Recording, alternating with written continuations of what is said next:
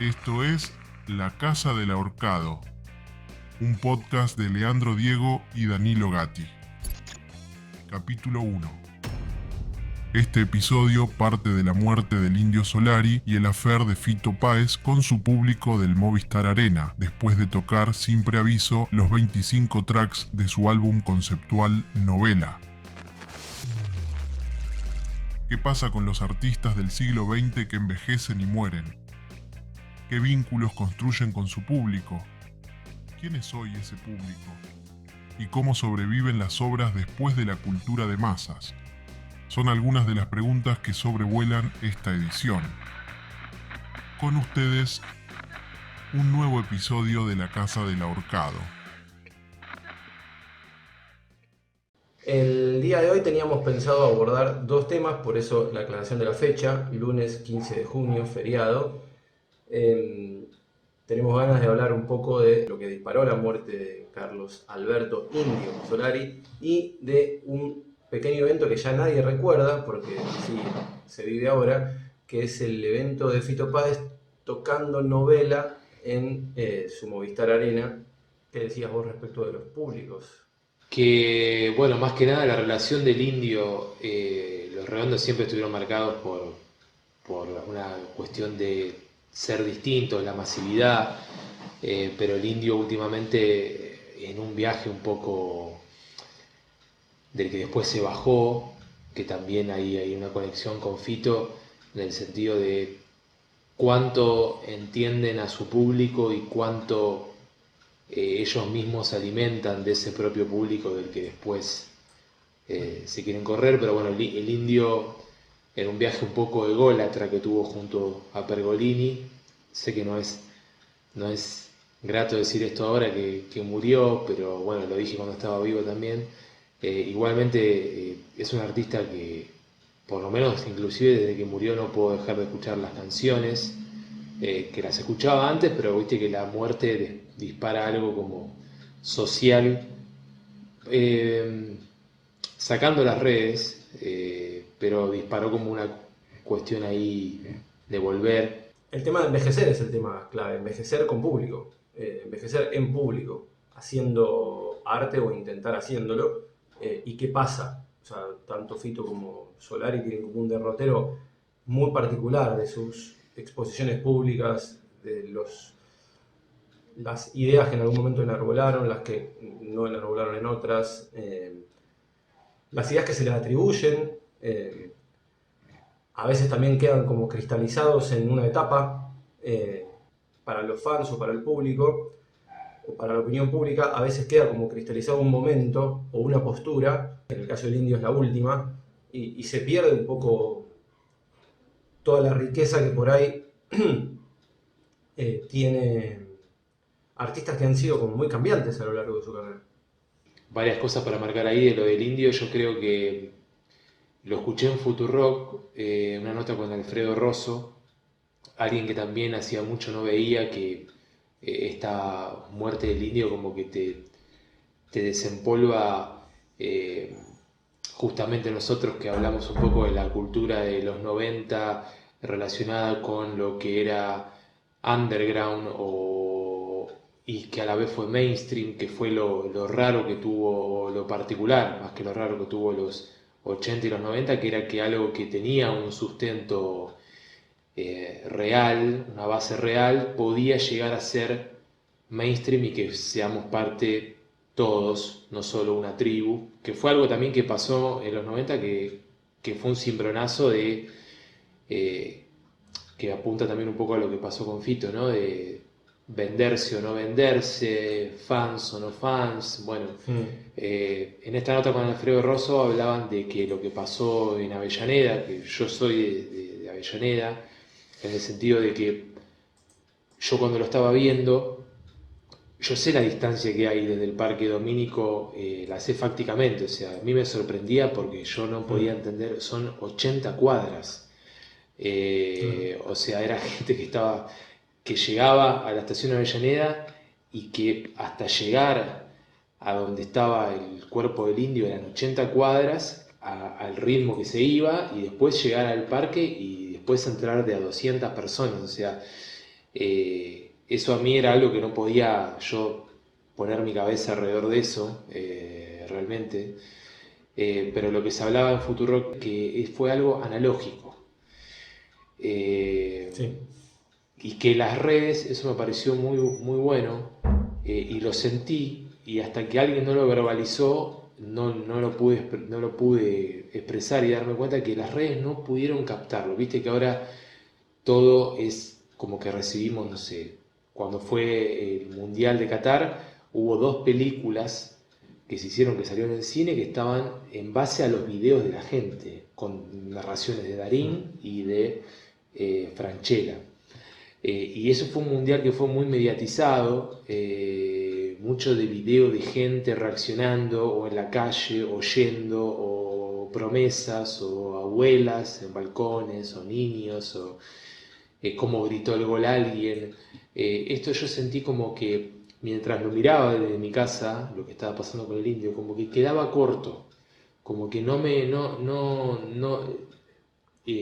redes no pudieron realmente transmitir. Si vos ves algo de lo que sucedió, no te transmite lo que verdaderamente sucedió. Eso es algo que es difícil en esta época, porque fue un evento, como dijeron ahí, analógico, una respuesta de su público que fue física, presencial, y bueno, creo que esa definición de analógico eh, resume un poco, y el hecho de que no, el sistema que hay actual, que es el que hablamos en el primer programa, ese sistema que se dispara ante cada hecho, como fue lo de Fito, donde después hay 1000 videos en contra de Fito, 1000 videos a favor de Fito, videos del público, gente puteando, medios que se suman y medios sensacionalistas como hay ahora en redes, gente insultando a Fito, o sea, toda esa maquinaria que se dispara ante cada evento, como que acá solo pudo replicar y hasta ahí, o sea, era algo que no, realmente, como era algo realmente emocional y como que tenías que estar ahí, no se pudo, creo, transmitir del todo, y está bueno que haya pasado eso, porque aparte creo, como decís vos, que lo del indio dejó que mucha gente se conecte y empiece a pensar cosas, ¿no? Sobre qué le pasaba con esto que estaba viendo, qué le había pasado en su momento con el indio, porque muchos habíamos abandonado al indio y a los redondos, y como que quedó aire. Ahora no queda aire con las cosas, ¿viste? Ya no hay espacio. Bueno, en este mundial lo estamos viendo. La cultura americana no soporta el silencio. Apenas van a un break en el partido, te ponen música, todo lo que da a la gente en el estadio, te ponen publicidad. O sea, no hay espacio para asimilar. Vos lo dijiste cuando arrancaste recién, lo de Fito ya nadie se acuerda.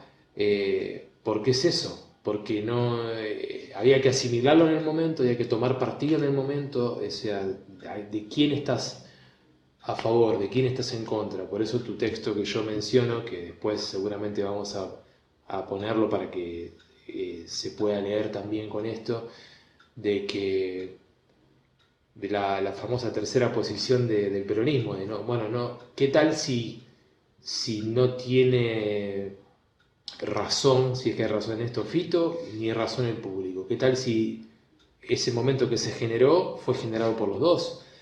¿Qué es lo que vos planteás? Sí, de hecho yo te iba a proponer hace un ratito, quizás empezar hablando un poco del Mundial, cuyos partidos estoy viendo bastante, y Cuesta, ¿eh? cuesta bastante, pero pará, vamos a ordenar esto. En principio, dos cosas. Vos decís esto de que se abrió como un espacio. Me interesa, por varias razones. Hay un concepto japonés que a mí me tiene obsesionado hace bastantes años ya, que se llama, la palabra es ma, y significa, viste que es difícil traducir las cosas de Japón a un solo significado, pero Sí. digamos que significa intersticio, o un espacio intermedio, una zona intermedia, que puede ser espacial, temporal, puede ser de formato o de forma o de estilo en alguna obra literaria. Es como lo que conecta una parte ya establecida con otra parte ya establecida. En el caso de las casas antiguas japonesas, por ejemplo, que tenían el baño afuera, el ma era un caminito de piedra que había entre la casa y el baño. Son como los espacios intermedios en los que por los que uno tiene que transitar sí o sí. Claro.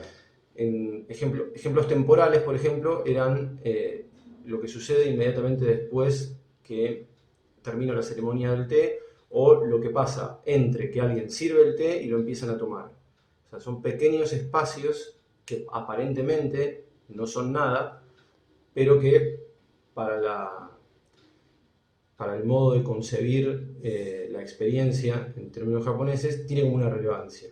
Que lo piensen ellos. Yo estoy bastante obsesionado con eso en varios aspectos de la vida, y me parece que la muerte del indio es una de esas muertes como la del Diego que anuncian que algo terminó, que eso algo que terminó tiene que ver con algo común, una época, una era, alguna relación con algo, y también algo terminó para cada uno de nosotros. O sea, hay algo que la muerte de estas personas, y no de cualquier otra, sino de estas personas, le pone un fin. Vos sabés que a partir de ahora, por alguna razón que no es muy fácil explicar y que tiene que ver con la muerte, tu relación, mi relación con Solari va a ser otra.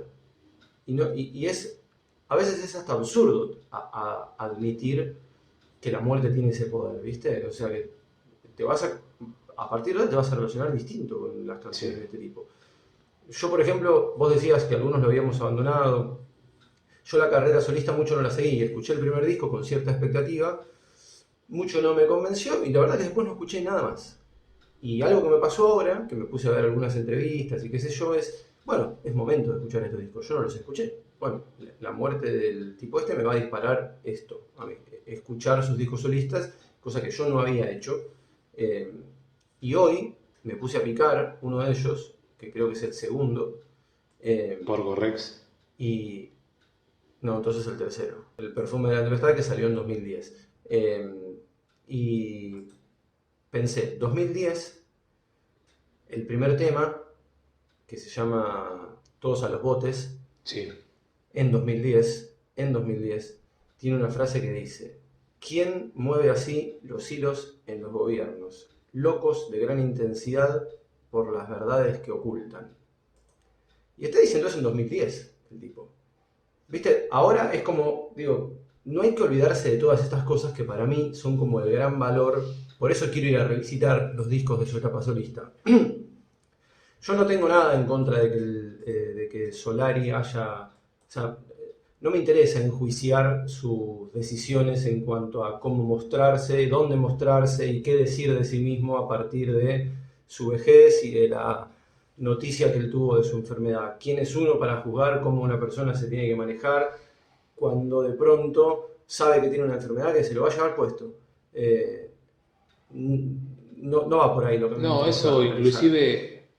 inclusive eso con la muerte final, y él lo mencionaba en vida, y yo lo termino emparentando realmente. Se parece mucho a Bowie, a cómo Bowie sacó ese disco sabiendo que se iba a morir, hizo esos videos, transmitió ese clima, se sacó esas últimas fotos, y bueno, decidió irse así. Él hablaba desde que anunció su enfermedad mucho de ese Bowie y de ese disco. Cuando yo volví a escuchar Los Redondos y ahora escuché al Indio, en los últimos discos, más que nada en el último, 2018, 2019 creo que es, o capaz más acá, no sé si no es 2021, que tiene temas, bueno, que ya hablan directamente de su muerte. La voz del Indio es la voz de un viejo.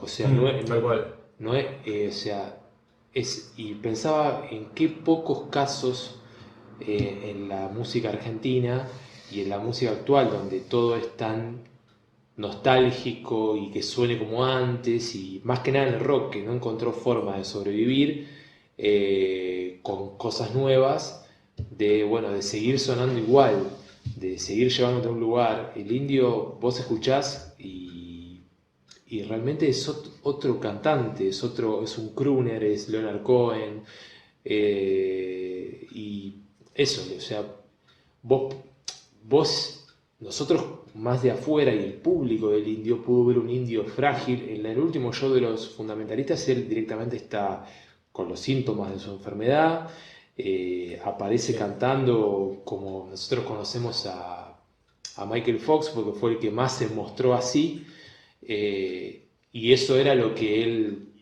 le daba a la cultura ahora o a su arte ahora. Pero bueno, me interesó eso también de que él hasta el final, sacando de lado lo que uno coincida o no coincida, como decís vos, mostró un poco su decrepitud bien entendida y cómo él también le encontró una vuelta a su obra y se sumó a eso, digamos. Eso me parece como algo bastante único y que nos puede servir también para entender la relación con el público, porque, por ejemplo, el disco al que vos hacías referencia creo que es El Ruiseñor, el amor y la muerte, Ese, que es sí. de 2018, que ya el Ah, título, 18. o sea, hay que dimensionar las letras que escribió este tipo en los 80, ¿no? O sea, toda su iconografía, y el tipo se despide con un disco que se llama El Ruiseñor, el amor y la muerte, que a diferencia de otros últimos discos, como el de Papo, por ejemplo, que Papo por ahí no sabía que se iba a morir, pero que tiene los angelitos en la tapa con los que eran sus referentes, ¿viste? Como que hay una mitología. Sí. Cerati tampoco sabía que se iba a morir, y sin embargo en Fuerza Natural tiene frases que son como claramente nunca me sentí tan bien, como que estaba como ya entregado a irse. Incluso la sonoridad del disco es como un disco medio de me voy, feliz. Este sí sabía que se iba a morir. Sí. Y componer un disco y decidir mostrarse como se mostró, e incluso leer las letras de ese último disco, por ejemplo, tiene algo que otros artistas no tienen, que es como asumir el paso del tiempo. Él siempre se definió como un songwriter, más allá de la cultura rock, ¿no? Él siempre dijo, yo soy un songwriter, no soy ni un poeta, ni soy eso. Y siempre se podía adivinar esa tradición, ¿no? De Leonard Cohen, Dylan, Bowie. Y me parece que lo que el chabón hizo de diferente, no digo que lo haya hecho adrede, lo observa uno desde afuera, es que sus letras y su música envejecieron con él. A diferencia de lo que intenta hacer García, de lo que intenta hacer Calamaro, o que parecen que hay un conflicto ahí que uno lo ve, que es el conflicto de querer seguir siendo una especie de líder de la juventud que todavía está en onda, o que todavía tiene que mostrarse como un crooner. No sé. El indio como que no impostó, no quiso que la figura que alguna vez fue o le adjudicaron sea la con la que tenga que convivir el resto de su carrera. Se pudo despegar de eso, y eso es bastante valiente, no lo ha hecho casi nadie en nuestra historia. Spinetta no cuenta, porque Spinetta siempre tuvo como un camino muy paralelo, que es el de hacer lo que se le canta a las bolas, y nunca tuvo una relación con un público de esa magnitud. Más allá de que se fue con el Estadio Vélez lleno y todo lo que vos quieras, y ese show, todo lo que sabemos de ese show, como que este tipo mostró algo. Y me parece que sus últimos discos y su etapa pública final son también como la manera en la que el tipo decide irse, y tal vez eso explique en parte que la relación con su público sea tan emocional. Más allá de otras cosas como el rock and roll, o a quién le cantaba y quién era quizás el sujeto político que él encarnado, que aparecía en sus canciones en los primeros 3 discos. O sea, hay mucho escrito sobre eso, pero no dejaría fuera este vuelco emocional de los últimos años, donde el tipo dice, bueno, yo soy esto, y que un tipo que escribió las letras de Golpe de Octubre termine diciendo, yo ya no puedo cumplir hazañas que prometí y me voy a ir cantando. Es como raro ver esa vuelta de tuerca. O sea, en general los artistas de rock tienden a querer seguir siendo lo que fueron. Como que me parece que la condición, esto lo tiro 100% improvisado, Fito hace un disco y Fito hace discos, decía yo en mi texto creo que citando a Martín Cerrielo, como si todavía a alguien le importaran los discos que hace Fito. Y la realidad es que a su público no le importan mucho los discos que hace. Bueno, Ya pasó lo mejor de Fito. ese era el pie que yo te quería dar, porque hay muchas cosas de lo que vos mencionaste ahí, que citaste también a otros autores. Yo creo que, porque yo volví a releer tu texto y lo hablamos nosotros, inclusive antes de que vos escribas eso, o creo que al mismo tiempo hablamos, vos me dijiste, publiqué y casi publiqué lo mismo ayer, o sea, coincidimos en esa visión de que, bueno, nosotros hace tiempo que le decimos, no sé si fui yo, pero los dos, le decimos Guita Páez, ¿no? Porque esto no es algo nuevo, o sea, eso que vos decís de esa forma de aferrarse y de esa forma, porque yo desde donde estoy, desde acá pasan cosas, me entero de, valga la redundancia, cosas o formas de que Fito elige hace años de mostrarse, porque él se muestra todo el tiempo, Fito está presente todo el tiempo, justamente Fito no dejó nunca aire, dejó aire mucho tiempo de su carrera, pero desde que el mundo es así como estamos hablando, que a veces coincidimos y a veces no, pero desde que este mundo y esta difusión de la cultura es así, él eligió estar presente todo el tiempo. No hay espacio entre presentaciones de Fito, presentaciones en vivo. ¿Quién necesita hacer 6 Movistar Arena por año en un mes? Porque para realmente, o sea, ¿qué sería lo prolífico Con ahí? tickets, con tickets, perdón que interrumpa, pues es un dato que vale, No, sí, que total. el más barato es 140.000 y el más caro es 390.000, ¿no? O sea, hay que decirlo. Por eso también, claro, eso es muy, vos lo marcás ahí, él decide, él armó este público con el cual él se pelea, pero en realidad él no se pelea porque él no le dice nada, porque él no le dijo nada a su público le dijo a él, Ujú. él no respondió, eh, y este público fue generado por él, desde el precio puesto para las entradas hace tiempo, no de ahora, no de ese show, no es que en el show de novela, que no estaba anunciado como show de novela, él decidió poner, no, él es un público que hace años que viene creando, sectorizándolo, es un Fito con vaivenes que desde que insultó a la ciudad de Buenos Aires, entendido como se vendió en ese momento, que ya comenzaba este tema de la viralización y de la toma de postura de los públicos, de Fito nos insulta, Fito es esto, bueno, él hizo un proceso ahí de reconversión a una cuestión media Coldplay, en el sentido de a favor de todo lo bueno y en contra de todo lo malo, y ir por ese camino y creando este público, y aparte de esto, sacando todo el tiempo temas, sacando todo el tiempo discos que hablan supuestamente sobre la coyuntura, que dan su opinión sobre el estado del mundo. Este último disco, inclusive el tema, el single, no novela, el que vino después, que es Shine, que salió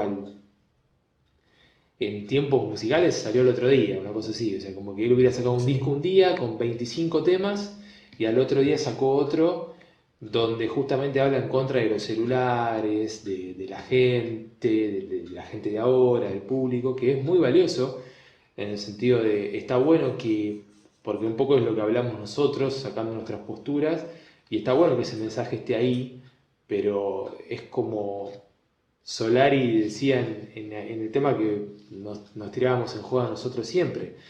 O sea, alguien dice desde la TV que no quiere estar jamás en la TV.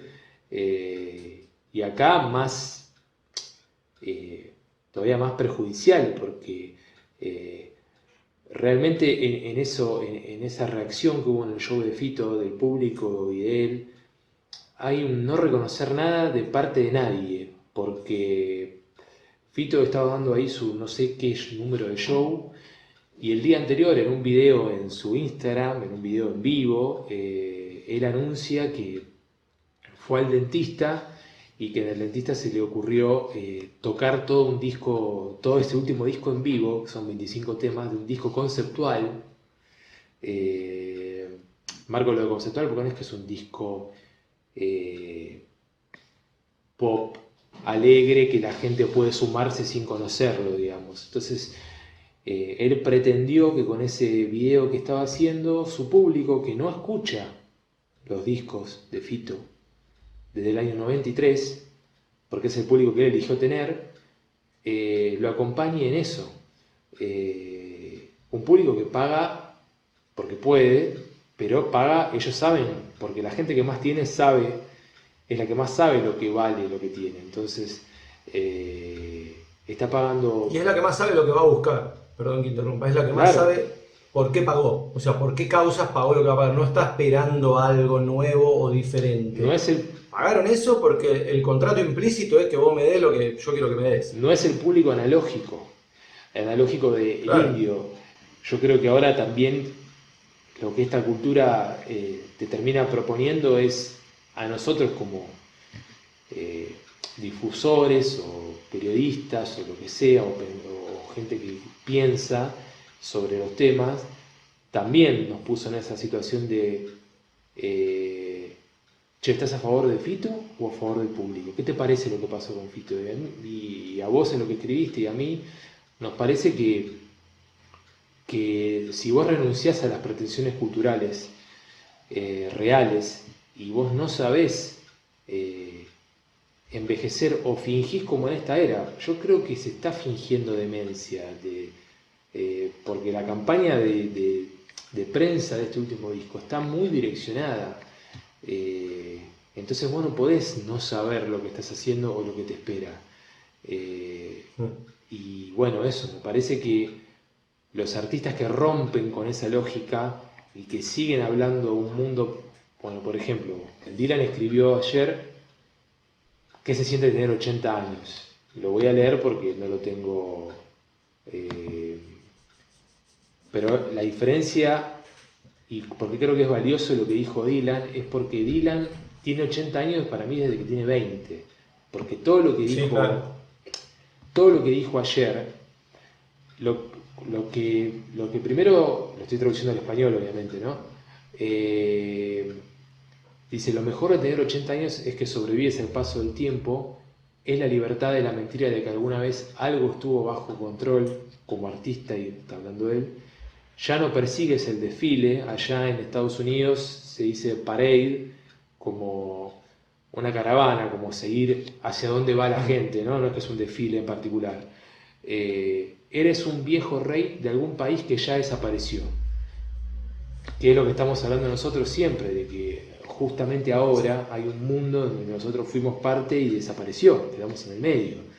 El tema es seguir intentando, como Fito, hablarle algo que si vos asumiste y estás haciendo tu carrera renunciando a las pretensiones artísticas que tuviste y siendo un contenido más, siendo un consumo más, bueno, hermano, sé eso, como lo es Charlie Alberti y Zeta Bosio, que se ponen a oscuras con el holograma de Cerati, se quedan a oscuras ahí, ¿entendés? Casi que al final del show salen. Ellos, si vos te fijás cómo se presentan, ellos están a oscuras, a contraluz, con el holograma de Cerati, ¿entendés? Ahí hay gente que aceptó, Sí, sí.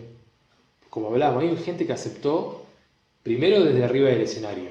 Primero quiero ponerle un nombre que no es porque lo haya puesto yo, pero el texto que yo escribí sobre Fito se llama Después de la cultura de masas. Y me parece que ahí vos y yo podemos podemos ponerle nombre a algo, que es que nosotros fuimos criados en la cultura de masas. La cultura de masas fue importante para nosotros, importante en el sentido, fue formadora de las identidades que tenemos hoy en día. Los medios masivos de comunicación y la cultura, la relación que había entre los medios masivos de comunicación y la producción cultural como aparato difusor de la misma, dieron lugar a un mundo que terminó con Internet. Se estiró por ahí un poquito más porque las transformaciones llevan un poco de tiempo. A partir de que existen las redes sociales, listo, ya está, se acabó. Bien. La relación con la cultura, con la producción cultural cambia desde que los medios masivos de comunicación ya no son el lugar a donde las producciones culturales deben apuntar para poder llegarle a los diferentes estratos de una sociedad. Y ese cambio también afecta no solo a los consumidores, sino también a los productores. Entonces ahí podemos pensar rápidamente qué relación tenía Fito con la cultura de masas en la época anterior, digamos. Hacemos un antes y un después entre 2008, las redes sociales en los smartphones, para atrás y para adelante. ¿Qué relación tenía el indio con la cultura de masas? ¿Qué relación tenía Fito con la cultura de masas? Fito, claro, fue alguien que voluntariamente se entregó a la industria cultural. Y eso yo no estoy criticando a nadie, pero decir esto es describir, no es calificar.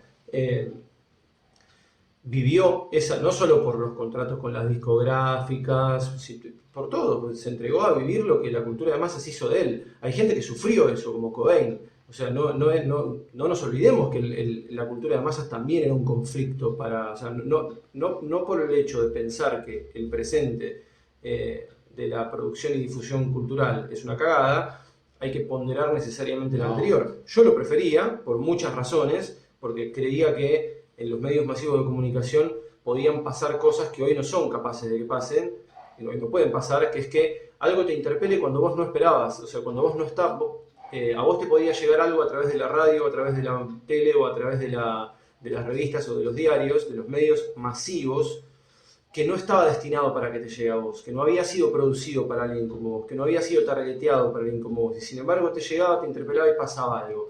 Eso, me parece claro, que el dispositivo de la cultura...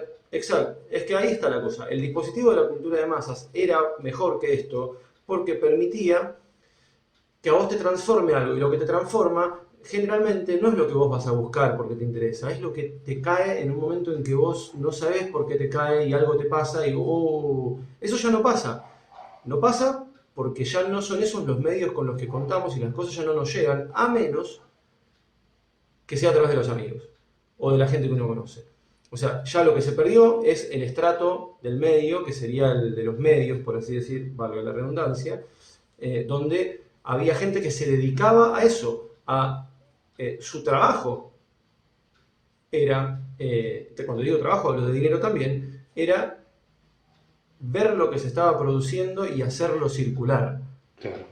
Como eso no existe más, porque ahora lo hacen los propios artistas, estamos en otro mundo, en otra... Inclusive criticar. En otra... ¿Inclusive? Criticar, porque se criticaba, claro. Y hoy en día el aparato de réplica cultural que hay... Es una difusión de prensa, no hay crítica. Difusión de prensa y aparte, sino difusión de... buscando lo que se llama, los yankees llaman rage bait, o sea, buscando tu respuesta emocional, o sea, ellos no toman partido, ellos te muestran, claro. ¿Y qué opinás vos de lo que pasó con Fito y el público? ¿Entendés? Entonces, y es gente que tiene una página supuestamente o un medio de cultura o de algo, bueno, hay una página que se llama Cultura Rock, que es básicamente eso, pero sí, eso es clave, tal cual. Ya no hay lugar, María, ¿cómo va a aparecer algo? Pero bueno, lo que vos hablabas aparte del indio y de la contracultura de antes y del mainstream, no solo Cobain, el indio, los Redondos estuvieron muy atravesados por todo eso, por toda esa línea de no dar entrevistas, no decirle nada a la gente, sino escuchar lo que la gente tiene para decir. Que eso lo dijeron en la única aparición que tuvieron en vivo los Redondos juntos en una conferencia de prensa, dijo esa frase, de escuchar lo que la gente tiene para decir.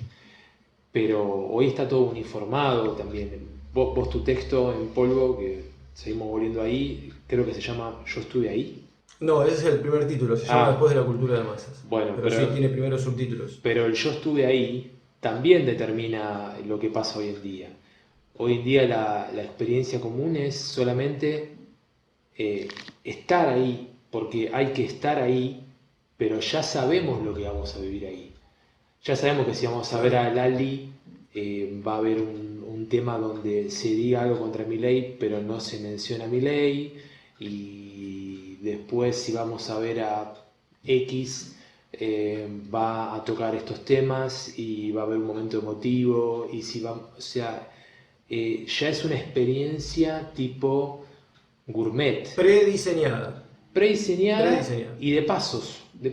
Es como, Y gourmet, claro. es como ir a una cena de pasos con Santander VIP Experience, con tu tarjeta que vos sabés qué es lo que vas a recibir. En esta nueva cultura, o sea, los malentendidos en la cultura entre público, artista y lo que cada cual interpreta existieron siempre.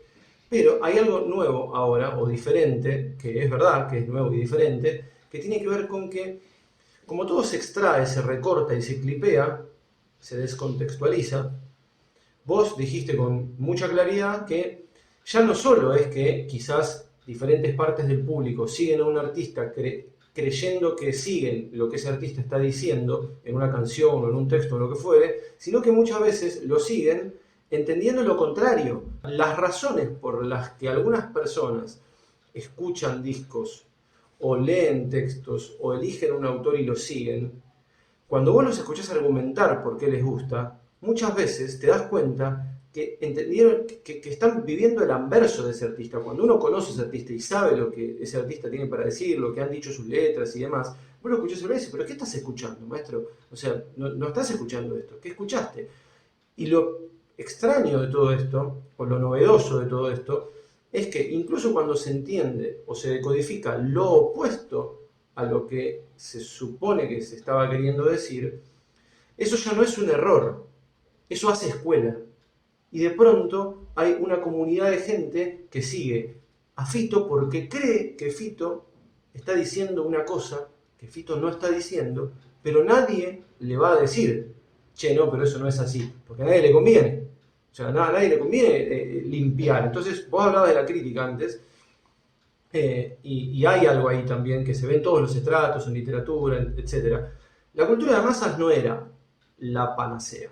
Y seguramente para que generaciones que han vivido culturas o momentos de la cultura anteriores a la cultura de masas seguramente hayan visto en la televisión y en la radio lo que hoy muchos de nosotros vemos en internet y en las redes. Estoy seguro de que ese derrotero degradante viene sucediendo hace mucho tiempo, que no es nuevo de ahora. Sí. Pero nosotros somos contemporáneos a este y el que podemos analizar es este, porque lo estamos viviendo en carne propia.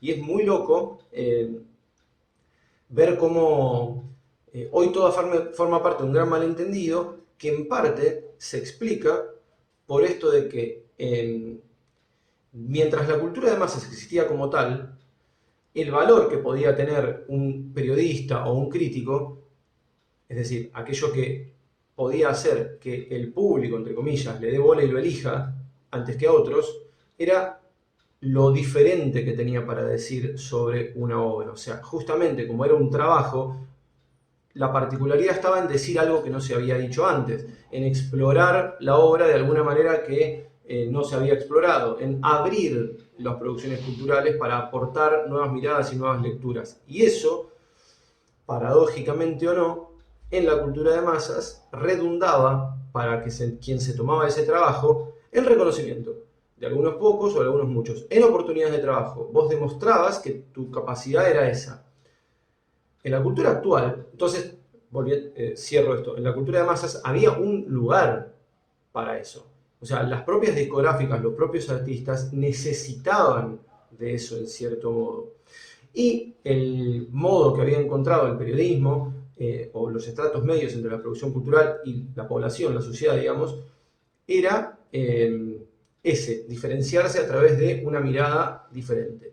En el presente, lo que le permite a un periodista o a un crítico o a un difusor cultural poder solventarse, o sea, su trabajo, lo que le permite ser remunerado y ser elegido, ya no es eso.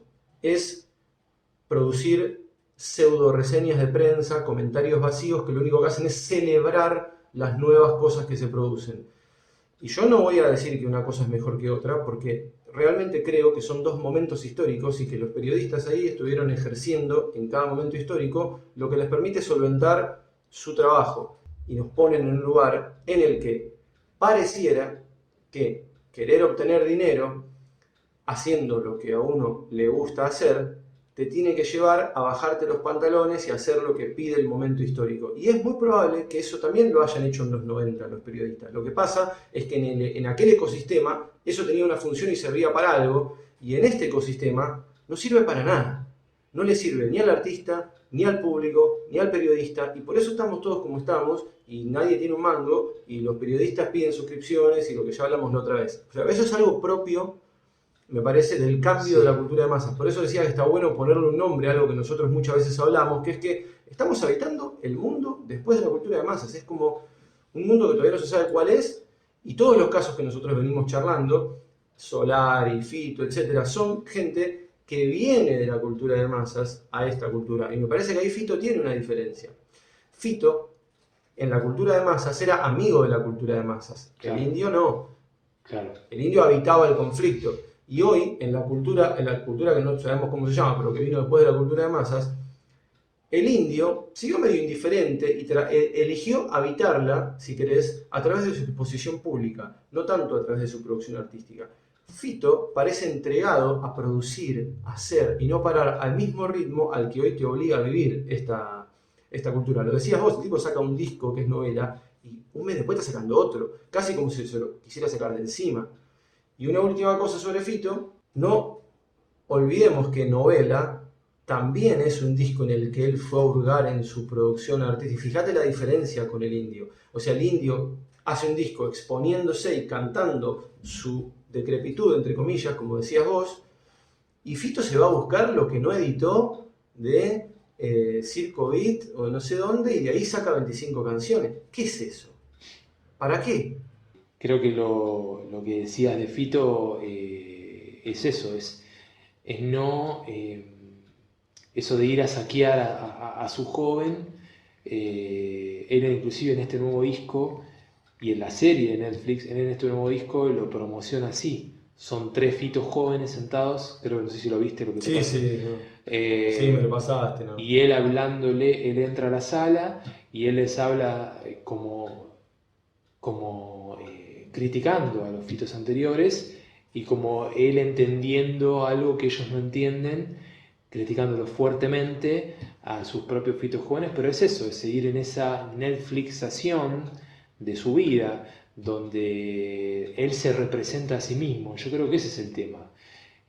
No solo de Fito, sino de la gente que no sabe hacer este pasaje o no entiende lo que está viviendo. Es seguir representando algo, mediante un holograma, mediante una postura, mediante una supuesta calidad artística en una letra muy pobre, como la de Fito últimamente, porque aparte los discos no tienen validez.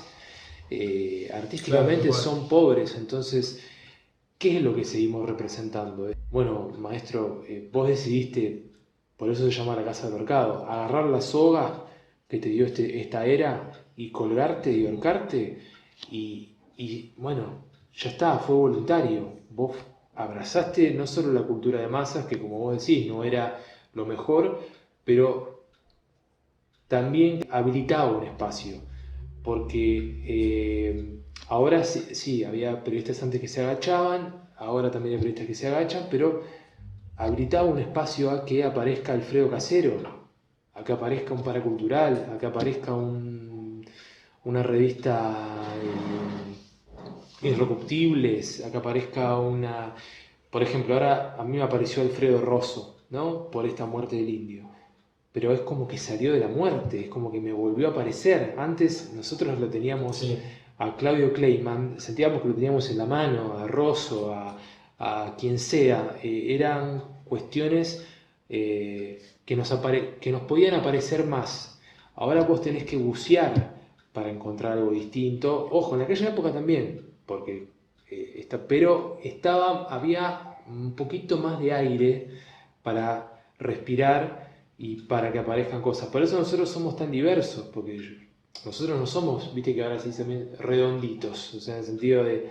Sí, claro. A mí me gustan los redondos, me gustaba Nirvana, me gustaba, no sé, algo más under, leía la Rolling Stone, pero también leía Inrecuptibles, pero también leía La Mano, pero también leía La García, pero o sea, como que había ahí un ecosistema cultural que también te permitía vivir y hoy en esta etapa tan narcisista y tan individualista que se tiene la plata allá arriba, siempre fue lo más importante, pero ahora es el hecho de vos generar tu plata, vos, ¿qué haces que no generas tu plata?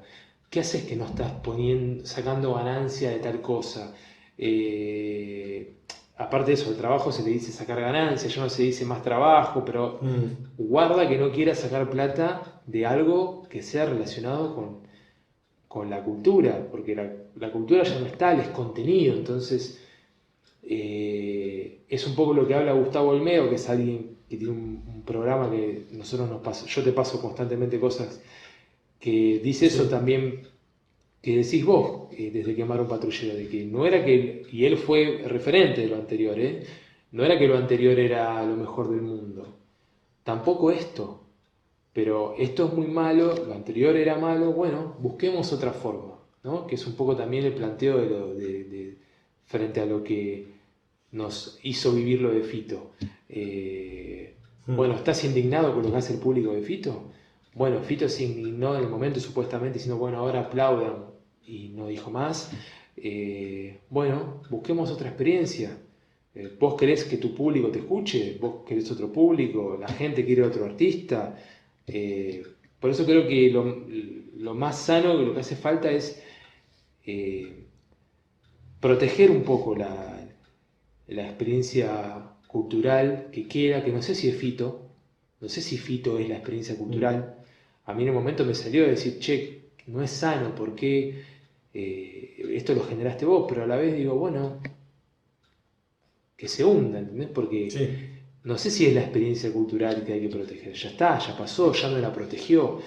Pero sí me parece que hay que tratar de entender, capaz eso, que no, esto que estamos diciendo, no sé cuánta gente lo dice, entender eso, que quizás ahora sí haya que ir a aquel under o a aquel otro lado que en los 90 tanto se castigaba a cualquiera que más o menos lo iba dejando. Pero creo que eso es lo que tratamos de hacer nosotros, un poco humildemente, de tratar de entender la época que habitamos. Me parece que acá nombramos varios casos de no entender ni siquiera de la gente que se está indignando, de la gente que está puteando ahí, que a la vez, como vos decís en tu texto, quizás son los que más entienden, porque ellos son consumidores que pagaron por esta escena de pasos. ¿Entendés? El ejemplo o el paralelo con la gastronomía está bien, porque es eso, es eso. De hecho, el Movistar Arena puede simbolizar un poco eso. Es un lugar para eso, Movistar Arena, es un lugar de escena de pasos. Por eso te digo, el pacto que hay entre el artista y el público en algunos espectáculos es el mismo que hay entre el menú gastronómico y el comensal. Yo pagué, dame lo que yo elegí.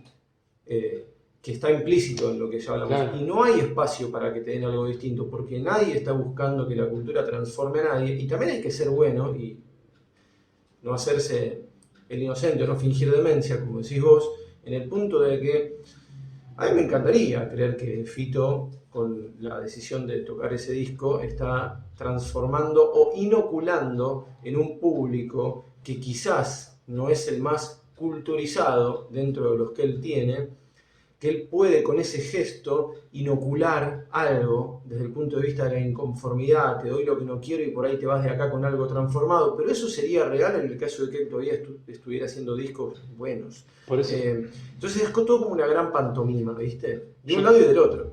Por eso yo creo que ahí eso cierra bien, porque es eso que nos quisieron hacer creer desde las redes y de los que difunden y replican cultura hoy en día, o lo que es la cultura hoy en día, parecía que demostraba una cosa, porque de repente todos estaban en contra del uso de celulares, cuentas que viven de las visualizaciones.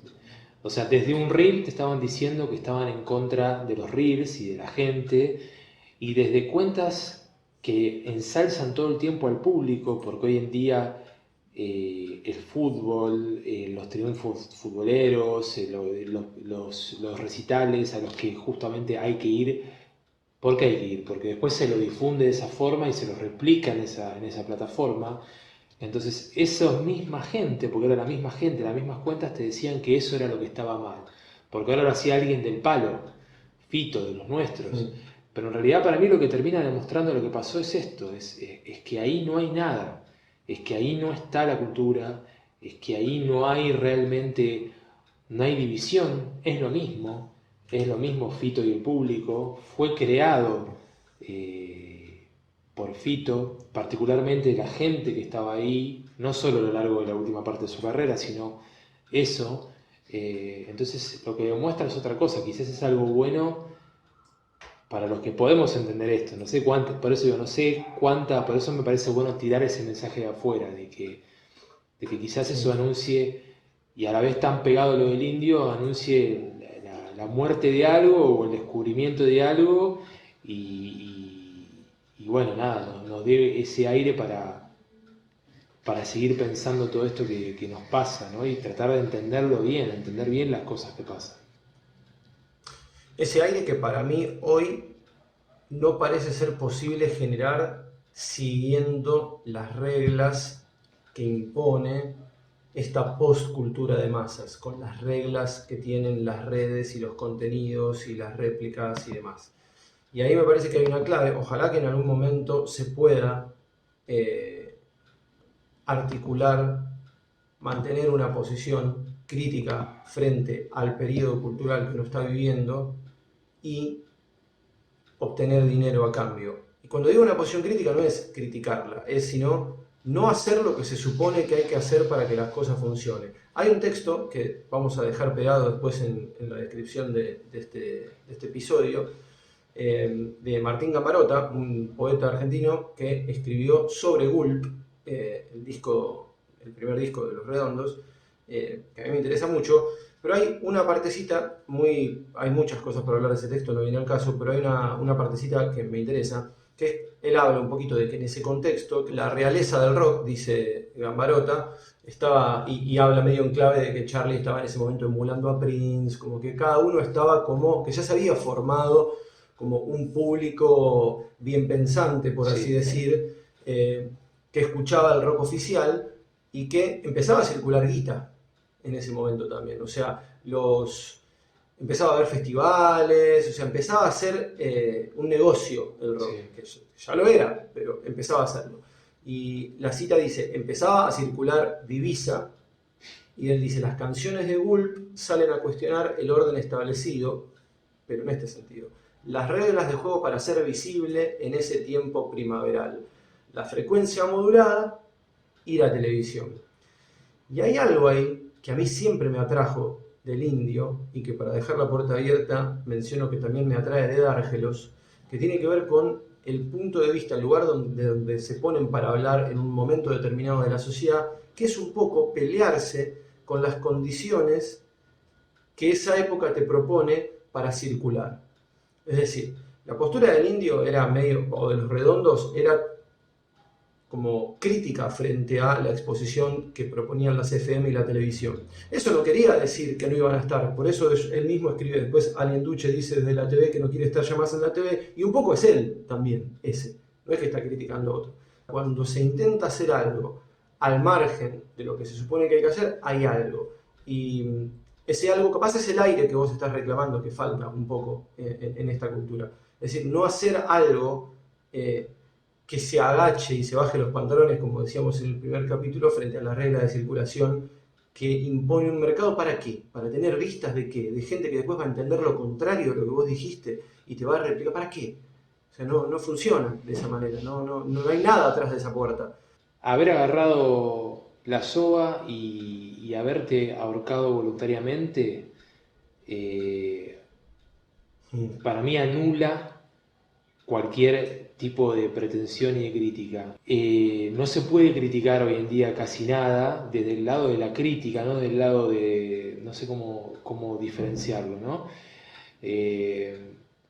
Porque si no, bueno, hace otra cosa, o hace vos tu show en el Movistar Arena, o llegá vos a tal lado, y eso realmente nunca antes fue así, porque lo que vos estás mencionando del indio, de este texto que escribió el poeta, bueno, ahí el indio y los redondos llegaron de otra forma. Ahí tenés un caso. Ellos llegaron de otra forma, se pudo de otra forma. Ahora, ¿es realmente posible ahora llegar de otra forma? Quizás la respuesta esté en lo que vos hiciste antes también. Por eso estamos mencionando tanto que no es algo de ahora, de la carrera de Fito. Sí es importante mantenerse. Vos también en tu texto mencionás a Melero. Bueno, quizás tengas que renunciar a una parte de tu público.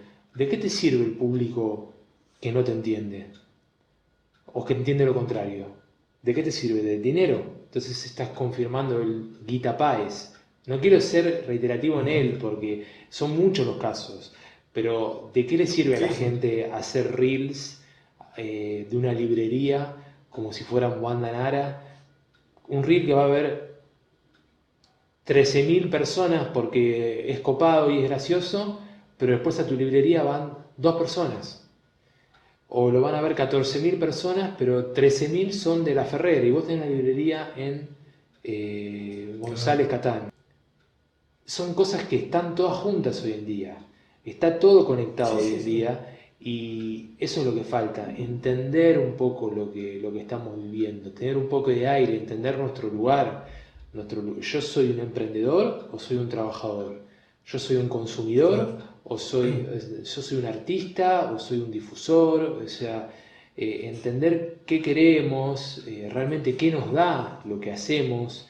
Creo que nos tienen hoy en día en una rueda en la que siempre estuvimos en una rueda, pues vivimos bajo un sistema que es así, pero hoy en día cada día le dan más velocidad a la rueda del hámster. Y el hámster antes cada tanto nos tiraba una lechuga, que era la cultura de masas, y ahora ya estamos a un nivel de que no sé si nos están dando es de solo comer. Ir a la rueda. Es solo girando es solo y en breve nos morimos y estamos cada vez más precarizados y si comiste, comiste, si no comiste, no comiste. Entonces, de alguna forma hay que parar y entender porque también nos determina la vida personal, porque es eso, hoy en día la gente no entiende su lugar y es jodido no entender el lugar de uno, ¿viste? O creer, ahí está también un punto, creer exactamente lo contrario de lo que sos.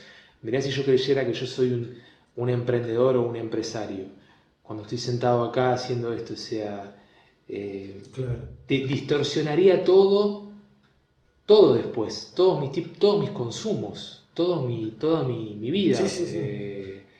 Pero... Y tu producción también, o sea, esto no lo estaríamos haciendo de esta manera. Yo creo que hay algo, cuando yo decía lo de Melero en el texto, que es como de cierta renuncia a la centralidad. Claro. Es como decir, bueno, que también lo decía, viste, cuando hablamos de una frase que había dicho en su momento Lucrecia Martel, que era esto de renunciar a la pretensión de ser hegemónico. Nosotros ahora tenemos 41 años cada uno, vamos a cumplir 42 este año. Hemos intentado hacer cosas antes, quizás con pretensiones de centralidad, o al menos yo puedo visualizarme a mí en que muchas de mis intenciones de hacer algo previas estaban un poco imbuidas de esa pretensión de lograr algo, de lograr un resultado. Algo que me gusta de esto que estamos haciendo ahora, que incluso este video es un testimonio de esto porque dijimos que íbamos a hacer 2 micros de hablar del indio por un lado y de Fito por el otro para hacerlo circular. Fíjate, ¿no? O sea, ya nosotros también estábamos pensando... Somos el salmón. Bueno, por ahí hacemos algo corto, claro. Somos calamar. Hacemos algo corto, pero a nuestro pesar, porque queríamos hacer algo más breve para que circule más fácil, a ver si se escuchaba mejor. Y en el vivo nos come nuestra realidad, que es esto. O sea, lo que podemos es esto, y yo celebro eso. Que gane eso por sobre la... pretensión de, bueno, a ver, che, lo hacemos un poquito más corto, a ver si nos escucha alguien más. No, maestro, no te da, estás entregado, sos un viejo en una época en la que nadie te da bola, y eso es algo para celebrar porque eso te da una libertad y te permite ser quien sos y no tenés que andar pensando en nada y listo, sé lo que sos. Ojalá que después de un par de capítulos alguien descubra que hay algo acá y que nos escuche. Si llegó hasta si acá, no es pasa, un no montón. importa. Esto fue La Casa del Ahorcado, un podcast de Danilo Gatti y Leandro Diego. Para enterarte de los nuevos episodios y contenidos, podés seguir la cuenta de Instagram @lacasadelahorcado. También podés visitar lacasadelahorcado.com.ar. Ahí quedan subidos todos los capítulos del podcast, los textos a los que hacemos referencia y las entradas del blog. Leandro y Danilo te esperan en el próximo capítulo. Hasta pronto.